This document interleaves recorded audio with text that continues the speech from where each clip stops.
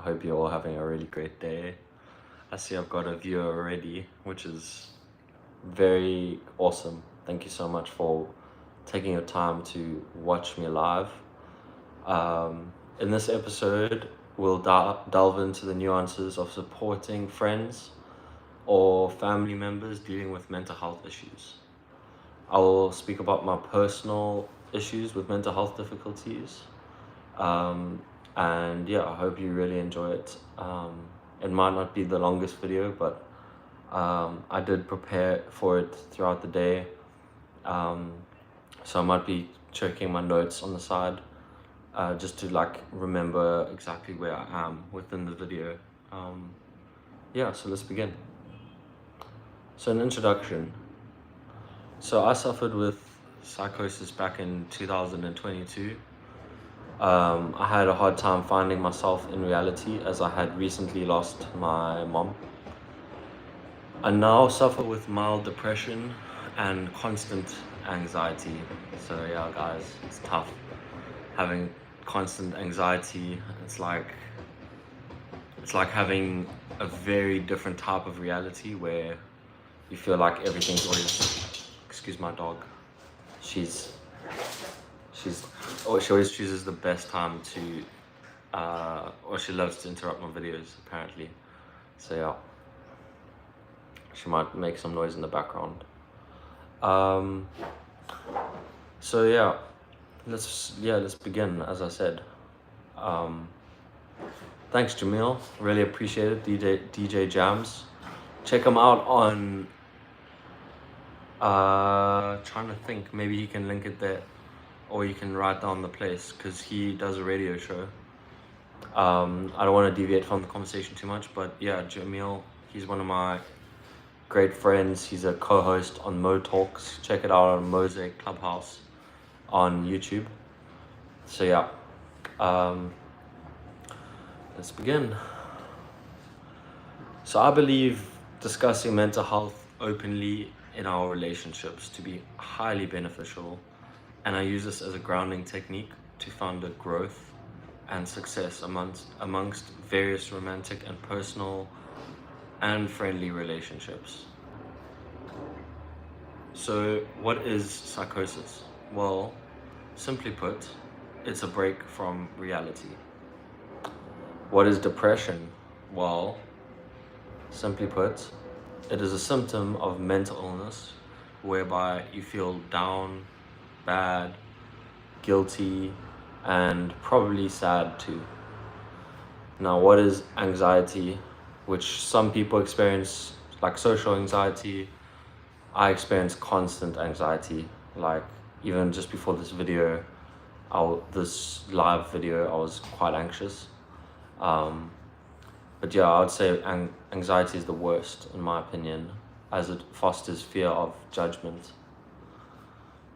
Now, what is active listening?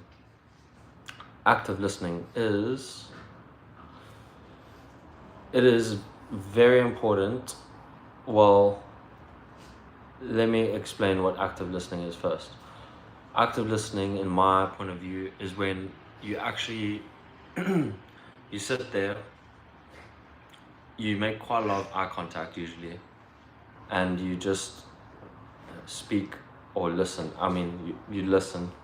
Sorry, you listen, and when the person is speaking, you try not to interrupt. You try and just keep eye contact, not in a weird way, but try and keep eye contact, and you just listen to them, and you acknowledge them, and you support them, even just saying or saying yeah, I get it, and then at the end you maybe say like, I acknowledge and I really appreciate what you've said.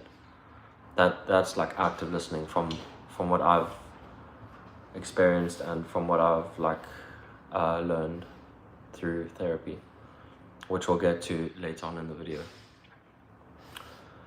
So active listening, in my opinion, and from what I've researched on ChatGPT and on Google, is that active listening is very important, if not vital, for those suffering with mental health issues. I personally have had people actively listen to me before, which has saved me and been a game changer. For example, my girlfriend will listen to me when I have or experience odd thoughts or delusions. This is a game changer as well, and it helps me see things in a new light, and I feel straight back in with reality and have normal thoughts again. Another thing to discuss is openly bringing up mental health topics with loved ones. As I said earlier, with my girlfriend, I also tend to slot in mental health topics to the conversations we have, so that our conversations are balanced and I feel part of the interaction with her. Now, respecting boundaries, okay. Now, this has been something I've struggled with every so often. I like to admit I'm not the best being alone or feeling alone. I tend to reach out to friends and so on. My one example of boundaries I accept of my girlfriend, and that she has probably appreciated. One of my examples of like a boundary in a personal relationship is I accept when my girlfriend is feeling like tired after, let's say, traveling. She recently traveled, so she was really tired and she had like jet lag and she wanted to sleep. So what I did is I filled my time up with other things to do. So I like just read, did some journaling, and then I prepared for this podcast throughout the day. So yeah, that's also like respecting boundaries is also really important. I'd like to also share the apps.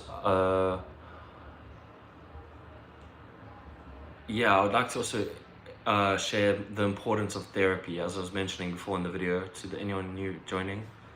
I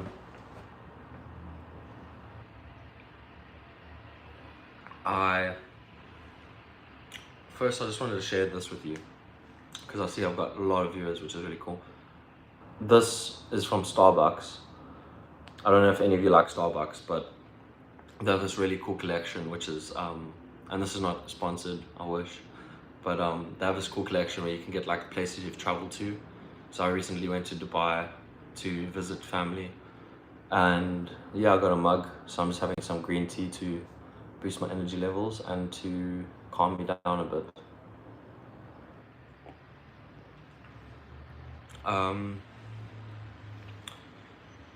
So why is therapy important to me? Number one, I have a break from my everyday activities. Number two, I get to create space between me and other people in my everyday life. Number three, I have mental stimulation outside of the normal conversations I tend to initiate. Number four, I get to think in new ways. And number five, professional help has saved me from reacting too much from depression and staying indoors the whole time. Yeah. With therapy, I feel the need to stay active mentally and physically. Thank you so much for all the support. I can see your comments every now and then, and if you have any YouTube channel, if you love my stream, I'll probably like yours too, so I'll check it out. I would also like to invite you to support this page and share your insights, questions, and experiences on social media. My Instagram handle is it's Dylan Jackson. So just to repeat that, it's Dylan Jackson. I also want to encourage you to reach out to someone today and check in on them. Yeah.